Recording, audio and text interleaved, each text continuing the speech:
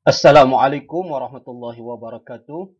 Bismillahirrahmanirrahim. Alhamdulillahirabbil alamin wassalatu wassalamu ala rasulil amin wa ala alihi wa ashabihi ajma'in. Bersyukur kita ke hadrat Allah Subhanahu wa taala masih lagi diizinkan untuk bertemu dalam perkongsian ini, dan untuk kali ini tajuk kita ialah Al-Ba'tsu wal Hisab. Muka surat 33 dalam buku teks dan merupakan tajuk yang ke-8, siri yang ke-10, dan untuk tajuk ini saya akan bahaskan dalam dua bahagian kerana pembahasannya agak panjang. Jadi dalam pembahasan yang pertama ini, tajuk yang menjadi perkongsian kita ialah berkaitan tiga perkara penting. Yang pertama, kita akan melihat ataupun berkongsi berkaitan dengan makna kebangkitan ataupun al-ba'tsu dan juga dalil-dalil yang menunjukkan perkara tersebut pasti berlaku. Perkara kedua ialah bagaimanakah bentuk pengembalian semula, kebangkitan semula itu bagaimana bentuknya, dan pendapat ulama berkaitan dengan pengembalian semula tersebut serta hujah dan juga dalil setiap pendapat. Dan yang ketiga, kita akan berkongsi berkaitan dengan pengecualian ataupun golongan yang dikecualikan daripada pembahasan yang kita berkaitan dengan bentuk pengembalian tersebut. Inilah tiga perkara asas dalam bahagian yang pertama ini untuk tajuk Al-Ba'tsu wal Hisab. Okey semua, ini adalah paparan pada muka surat 33. Kamu boleh rujuk dalam buku teks yang berkisar tentang ada 5 isi dalam paparan ini. Perkara yang pertama di dalam perenggan yang pertama, iaitu ada 3 isi penting di situ. Yang pertama, pengertian ataupun ta'rif al-ba'tsu. Yang kedua, asal kebangkitan. Dan yang ketiga adalah tujuan kebangkitan tersebut. Okey, yang pertama kita lihat dalam perenggan ini, isi yang pertama ialah ta'rif al-ba'tsu. Ini penting untuk peperiksaan kamu. Dia adalah ibaratun an ihya'illahil mauta wa ikhrajihim min kuburihim. Sampai sini. Ini adalah pengertian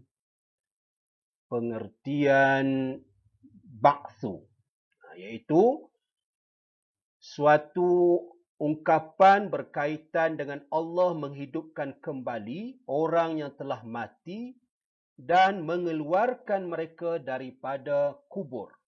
Itulah nama dia al-ba'tsu. Maksudnya Allah menghidupkan kita kembali untuk tujuan-tujuan yang kita akan tahu selepas ini. Itu nama dia al-ba'tsu.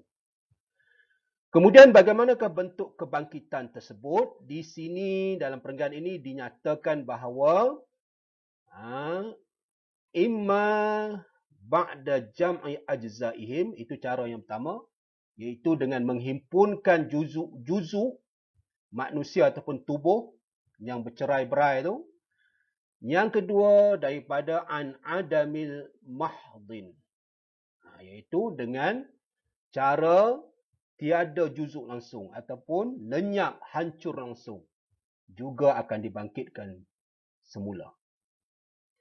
Yang dimaksudkan dengan an adamil mahdin tu ai fana'un mahdun, iaitu yang lenyap sama sekali, tak ada juzuk dah. Itu dua bentuk asal kebangkitan. Kemudian apakah tujuan? Ini yang ketiga isi yang penting.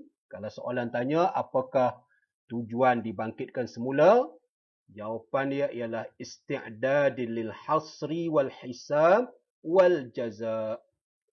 Sebagai persiapan, persediaan untuk suatu lagi peristiwa, iaitu peristiwa al-hasr, perhimpunan manusia, dan juga perhitungan dan juga pembalasan. Pembalasan tu sama ada imma ilal jannah wa imma ilan nar. Itu pembalasan yang semua manusia akan temui selepas kebangkitan semula. Jadi 3 isi ni kena ingat.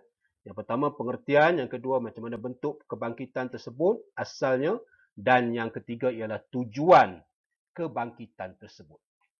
Kemudian dalam paparan ini juga ataupun dalam muka surat 33 ini juga, dalam perenggan yang kedua menceritakan tentang kebolehberlakuan ba'tsu, imkaniyatul ba'tsi. Kebolehberlakuan kebangkitan semula tu. Jadi ini adalah merupakan isi keempat akan dibahaskan dalam perenggan ini. Jadi kebolehberlakuan ini adalah perkara yang bukan perkara yang mustahil. Persoalan dia, adakah kebangkitan itu perkara yang mungkin, perkara yang boleh berlaku? Sudah pasti jawapan dia na'am. Ya. Kebangkitan itu pasti boleh berlaku. Persoalan lain, bila kita kata boleh, kenapa boleh berlaku? Secara akalnya ataupun secara logiknya, andaian kebolehberlakuan kebangkitan semula itu bukanlah perkara yang mustahil. Bukanlah muhal. Bukanlah perkara yang mustahil. Bahkan dia adalah merupakan amrun mungkin. Kalau ikut formulanya, setiap perkara yang boleh berlaku, maka jaizul uquq, haruslah berlaku. Oleh yang demikian, kesimpulannya seperti mana kita belajar dalam qiyas dalam ilmu mantik, oleh yang demikian kesimpulan ataupun natijah daripada muqaddimah ini, kesimpulan yang kita dapat ialah al-ba'tsu jaizul uquq. Ini secara logiknya. Oleh demikian, kebangkitan semula adalah perkara yang harus berlaku, bukan yang mustahil. Hujahnya kedua secara logiknya ialah, mana ada dua di sini. Yang pertama dalam tu, ini di sini sampai sini, daripada sini. Itu hujah yang pertama. Hujah yang kedua di sini. Sampailah di sini. Iaitu yang mampu mencipta, iaitu Allah. Allah al-qadiru ala bad'i. Qadirun ala i'adah. Formula logik yang boleh diterima akal ialah yang mampu mencipta daripada tiada, al-bad'u, maknanya daripada asalnya tiada. Allah mencipta daripada tiada, sudah tentu qadirun, sudah tentu mampu untuk mengembalikan ala i'adah. I'adah ni hanya mengembalikan, bukan mencipta daripada asal tiada. Hanya mengembalikan.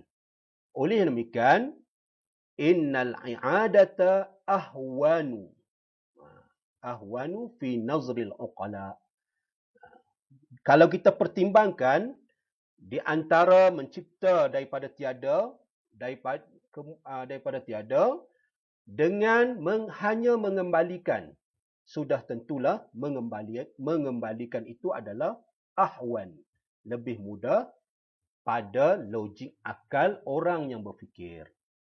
Oleh demikian, kesimpulan daripada dua hujah ini, kita menyimpulkan bahawa kebangkitan semula itu bukanlah perkara yang mustahil, bahkan ia adalah perkara yang amat mudah di sisi Allah Subhanahu wa taala. Kemudian, selepas mana kita tahu dari sudut logiknya boleh diterima, apakah dalil daripada naqli ataupun daripada Al-Quran? Dia merupakan isi yang kelima yang perlu kita ambil perhatian, dibuat nota dan dihafal, ialah apakah dalil Al-Quran yang menunjukkan kebolehberlakuannya kebangkitan semula. Boleh merujuk pada muka surat 33 dan 34. Dia dalam buku teks kamu tu banyak ayat-ayat yang dikongsikan sebagai dalil kepada perkara ini. Cuma pilihlah yang mudah kamu hafal. Yang saya pilih di sini surah Al-Mu'minun ayat 115. Yang mana Allah Subhanahu wa taala berfirman, "Afahasibtum annama khalaqnakum abasa wa annakum ilaina la turja'un." Fokus kita ialah wa annakum ilaina la turja'un. Kepada kami kamu tidak dikembalikan. Itu persoalan yang Allah ceritakan. Sangkaan manusia, ya, sangkaan manusia, adakah Allah mencipta kita ni secara sia-sia? Bila mati, tak mati begitu saja, tidak dikembalikan. Sudah tentu kalau orang yang berfikir menemui jawapannya bahawa kita akan dikembalikan, ataupun istilah dia al-ba'tsu. Kemudian begitu juga surah Al-Anbiya, muka surat 34 dalam buku teks, Allah berfirman, ini lebih jelas lagi, kama bada'na awwala khalqin nu'iduh wa'dan alaina. Seperti mana kami mencipta daripada awal penciptaan, begitu juga kami akan mengembalikannya. Mengembalikan itu maksudnya al-ba'tsu. Daripada kedua-dua ayat ni dan juga ayat-ayat lain menunjukkan bahawa al-ba'tsu itu adalah sesuatu yang pasti berlaku dan memang boleh diterima akal keboleh berlakuan perkara tersebut. Baiklah, setelah mana kita tahu berkaitan dengan kebangkitan semula ini adalah perkara yang pasti berlaku, diterima oleh akal keboleh berlakuannya kebangkitan semula tadi, dan juga begitu juga melalui Al-Quran dinyatakan secara jelas bahawa selepas kematian kita akan dibangkitkan semula, ataupun al-ba'tsu tu. Timbul pula persoalan yang boleh kamu lihat pada muka surat 34, perenggan yang kedua akhir tu. Wa ya'ti huna su'alun akhar. Di sini timbul pula satu soalan yang lain. Apa persoalan dia? Hal al-i'adatu an adami makhdin atau al-i'adatu ibaratun an jam'il ajza'il mutafarriqah. Adakah pengembalian semula tadi, kebangkitan semula tadi, daripada tiada langsung. Kita ni tiada langsung, lenyap, selepas kematian tu kita lenyap langsung, terurai, musnah. Ataupun pengembalian tersebut adalah ibarat daripada mengumpulkan juzuk-juzuk yang terpisah. Di sini berlaku perselisihan ulama. Ikhtalafal mutakallimun fi hazil mas'alati ala ra'yain, kepada dua pendapat. Apakah pendapat tersebut? Yang pertama, pendapat yang pertama mengatakan bahawa manusia yang telah mati, setelah mati, bila manusia mati saja, tubuh mereka akan lenyap, terurai, musnah. Tak ada kesan apa-apa yang ditinggalkan. Makna itulah yang dinamakan hadza huwa adamul makh, yang dikatakan sebagai tiada langsung. Mahdun. Tiada langsung. Pandangan yang pertama ataupun pendapat yang pertama ini berpegang kepada ayat Al-Quran, surah Ar-Rahman ayat 26 dan surah Al-Qasas ayat 88. Boleh rujuk pada muka surat 35 dalam buku teks atas tu. Ayat Ar-Rahman surah 26, Allah berfirman, kullu man 'alaiha fan. Setiap yang hidup di atas muka bumi ini akan musnah, lenyap, fan. Kemudian begitu juga surah Al-Qasas ayat 88, Allah mengatakan kullu syai'in halikun illa wajhah.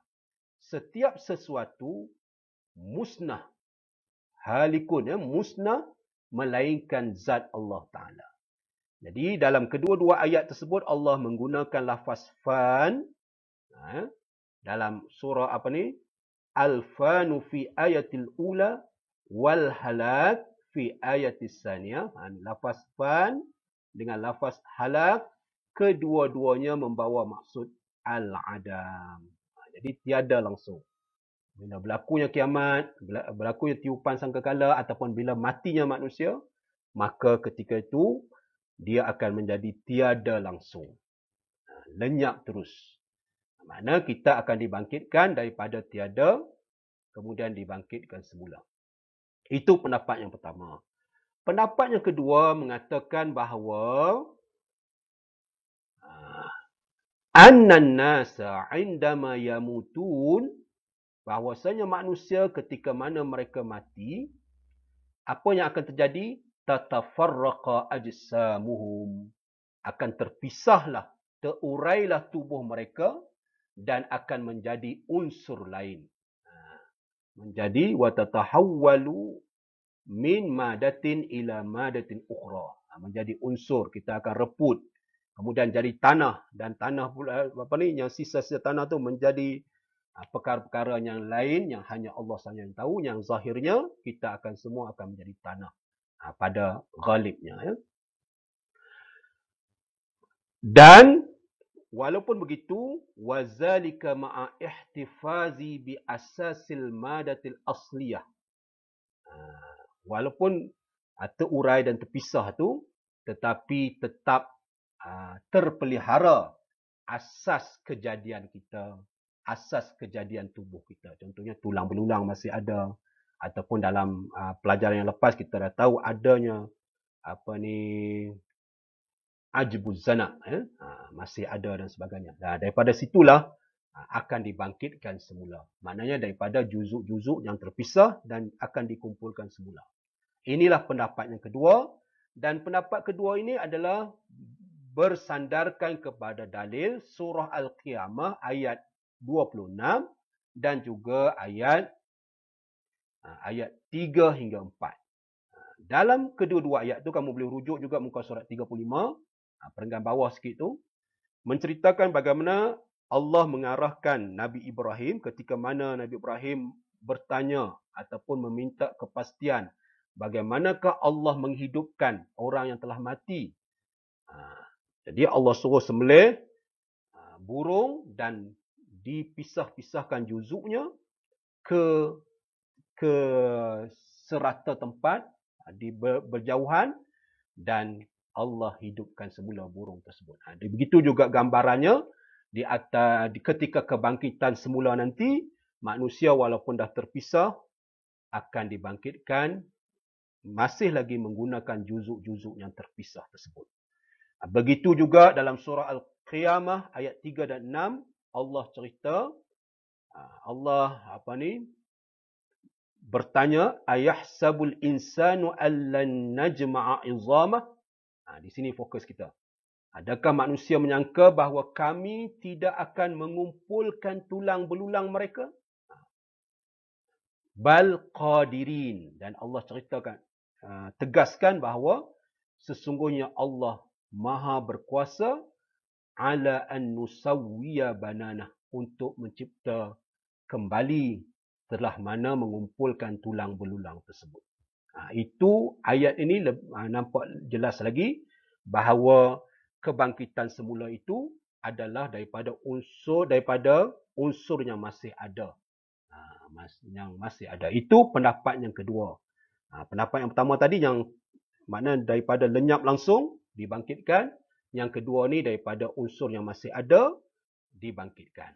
Itulah dua pendapat berkaitan persoalan bentuk ataupun cara kebangkitan tersebut. Okey, setelah mana kita tahu ada dua pendapat berkaitan dengan kebangkitan semula, bukan menafikan kebangkitan tu, cuma bentuk kebangkitan tu macam mana. Berdasarkan daripada dua pendapat tu, yang perlu kita imani ialah ayya'taqida bil ma'ad. Itu yang pertama. Kita meyakini ataupun mengimani bahawa berlakunya hari pengembalian semula itu. Tak kiralah sama ada kita nak berpegang pendapat pertama ke pendapat kedua, tapi yang perlu kita imani bahawa berlakunya ma'ad tersebut. Perkara kedua yang perlu kita imani ialah wa an ya'taqida anna al-mu'ad huwa jismul awal bi'ainihi wa laysa mathilan lahu. Ini yang kedua. Bahwasanya kita kena imani bahawa mu'ad, iaitu isim maf'ul, perkara yang dikembalikan tu, perkara yang dikembalikan tu apa dia? Adalah tubuh kita yang asal. Tubuh kita yang asal bukannya seumpama tubuh asal kita. Kenapa begitu persoalan dia? Kenapa perlu tubuh kita yang asal?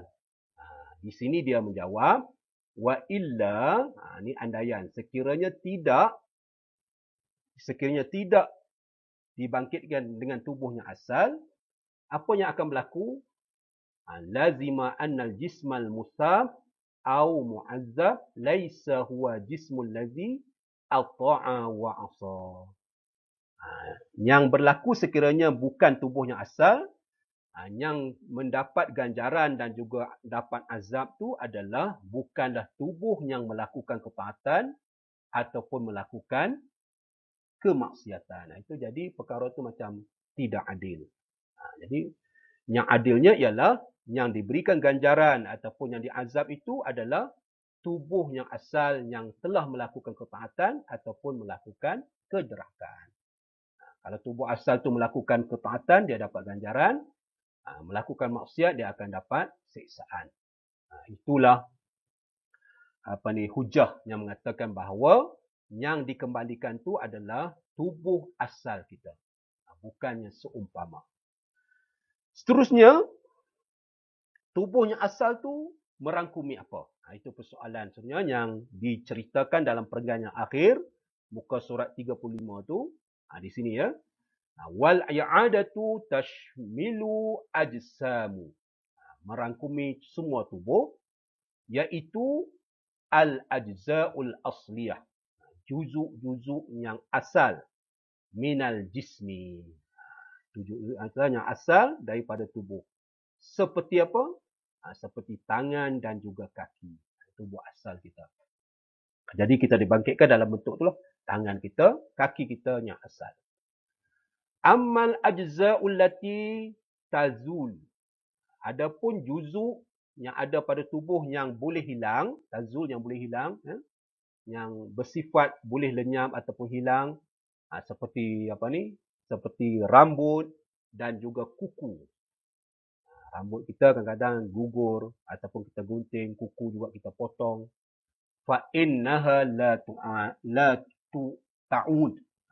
Kuku-kuku yang kita dah yang telah lenyap tu dia tidak akan kembali sebab tidak jenuhlah kan. Kuku akan jadi panjang, rambut akan jadi panjang lah kalau dia kembali. Oleh demikian, yang anggota-anggota yang jenis yang lenyap yang dulu kita potong itu tidak akan dikembalikan. Fa innaha la ta'ud. Itu penegasan perincian berkaitan dengan pengembalian tu macam mana. Jadi yang dikembalikan tu hanyalah anggota-anggota yang asal kita. Bukanlah anggota yang boleh kita buang ataupun yang boleh hilang. Itu merupakan isi yang ke-9. Seterusnya, yang merupakan isi yang ke-10 adalah hukum mengembalikan sifat. Kita dah tahu pada paparan yang lepas bahawa pengembalian tu adalah melibatkan tubuh yang asal. Tubuh tu makna jisim dia. Tubuh yang asal. Persoalan lain yang muncul ialah bagaimana pula sifat yang ada pada tubuh tersebut. Tingginya, lebarnya, panjang ke lebar ataupun tinggi rendah. Bagaimana? Di sini ada jawapannya. Kamu boleh rujuk muka surat 36. Hukmu i'adatil a'rad. Di bawah tajuk ni. Di sini juga berlaku perselisihan pendapat ulama. Faqad ikhtulifa fiha. Para ulama telah berselisih berkaitan dengan perkara ini. Yang pertama, pendapat dia ialah faqila ta'ud. Ada pendapat yang mengatakan bahawa sifat ini akan kembali. Tapi Sifat yang macam mana? Ala hadza fahiya tashmilu a'radal lazimah. Faqat. Ni ada perkataan faqat ni. Yang kembali itu hanyalah sifat-sifat yang lazimah. Sifat-sifat yang kita tak boleh pisahkan. Itu nama dia a'radul lazimah. Sifat yang tak boleh dipisahkan ni sahaja yang akan dikembalikan. Contohnya apa yang tak boleh dipisahkan? Atul, tinggi. Arad. Arad ni makna lebar kita. Laun, warna. Semua akan kembali bersama tubuh kita yang asal. Kalau kita di dunia dulu tinggi, maka akan dibangkitkan dalam keadaan tinggi lah. Bikhilafil a'rad ghairil lazimah. Tidak. Maka sifat yang selain pada sifat lazimah tidak akan dikembalikan. Sifat yang boleh terpisah ataupun sifat yang boleh bukan bersifat seiring dengan tubuh kita. Itu tidak akan dikembalikan. Apa contohnya? Suara. Suara ataupun bunyi. Tidak akan dikembalikan. Itu pendapat yang pertama. Yang dikembalikan hanyalah sifat-sifat yang lazimah. Manakala pendapat yang kedua ni, waqila al-i'adatu la tashmilul a'rad. Ada pendapat yang kedua mengatakan bahawa pengembalian tersebut tidak merangkumi sifat. Apa hujah mereka? Kenapa mereka mengatakan bahawa pengembalian tersebut tidak termasuk sifat? Hujah mereka ialah di sini. Li'annahu yalzimu 'alaiha ijtima'u mutanafiyan. Mutanafiyan. Iaitu berkumpulnya perkara yang berlawanan. Perkara yang berlawanan ni adalah mustahil. Kalau kita mengatakan bahawa kebangkitan semula itu bersama dengan sifat, nescaya akan berlaku pengumpulan sifat yang berlawanan. Itu adalah mustahil. Contohnya apa? Tinggi dan rendah. Dulu masa kecil kita tinggi, kita rendah. Kemudian kita membesar jadi tinggi. Kemudian apa lagi? Al-kibar wal kibari wal sighari. Di antara besar dan dewasa dan kanak-kanak. Jadi mustahil lah. Kita dulu ada dewasa, ada kanak-kanak. Jadi macam mana nak berkumpul dalam satu waktu. Jadi perkara ini dia kata tidak perkara yang mustahil. Besar kecil. Semua tu mustahil berlaku. Cuma pendapat ini disanggah. Warudda alaihim ni. Sanggahan terhadap pendapat tersebut ataupun jawapan terhadap pegangan tersebut ialah dia kata bi annal i'adatal aradi laisa daf'atan wahidatan. Dia kata bukanlah mengembalikan sifat tersebut sekaligus. Bukan berlaku sekaligus. Kalau sekaligus tu mungkin mustahil nak berkumpul perkara-perkara yang berlawanan tu. Tetapi bal ala tadrij. Tetapi dalam bentuk berperingkat-peringkat. Seperti mana berlaku di dunia. Berperingkat. Kita daripada asal kecil, besar. Dulu rendah, kemudian naik tinggi. Berlaku seperti mana di dunia. Cuma taklah memakan tempoh seperti mana di dunia. Walakin yamuru alaihi jami'il a'rad kalamhil basar. Ini pendapat yang menyanggah pendapat yang mengatakan sifat tak boleh dikembalikan. Dia kata akan dikembalikan juga dalam bentuk berperingkat, tetapi berperingkat tersebut berlaku sekelip mata. Kalamhil basar. Sampai sini Itu hujahan menolak kepada pendapat yang mengatakan bahawa sifat tidak boleh dikembalikan. Cuma kesimpulan daripada dua pendapat ini, yang paling baik ialah wal tafwidhu fi misli hadzal umur afdal. Kita menyerahkan tanpa memperincikan kepada Allah SWT. Kita serahkan urusan ini kepada Allah itu adalah lebih afdal. Adakah dikembalikan sifat ataupun tidak?